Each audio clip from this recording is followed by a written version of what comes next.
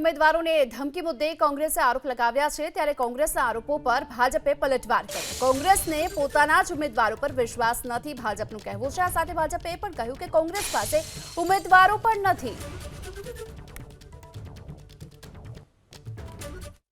સ્થાનિક સ્વરાજ્યની ચૂંટણીઓ યોજાઈ રહી છે, ત્યારે આપ જોઈ શકો છો કે ગુજરાતની અંદર 100 થી પણ વધુ સીટો આપણે બિનહરીફ થઈ રહ્યા છે।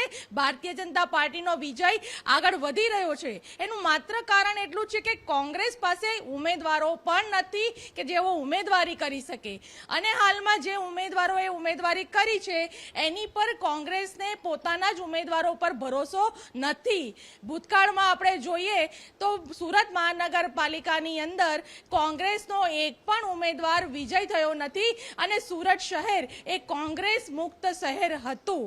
અને સુરતની જનતા, આ ગુજરાતની જનતા જાણે છે કે વિકાસની જે ગાથા છે, આદરણીય મુખ્યમંત્રી દ્વારા થયેલા વિકાસના જે કાર્યો છે, સુરત મહાનગરપાલિકાએ કરેલા જે વિકાસના કાર્યો છે, એ વિકાસની ગાથાને લઈને ભારતીય જનતા પાર્ટીનો કાર્યકર્તા ઘર ઘર સુધી પહોંચી રહ્યો છે, અને એ જ કારણથી આપણે ભારતીય જનતા પાર્ટીનો વિજય એ નિશ્ચિત છે।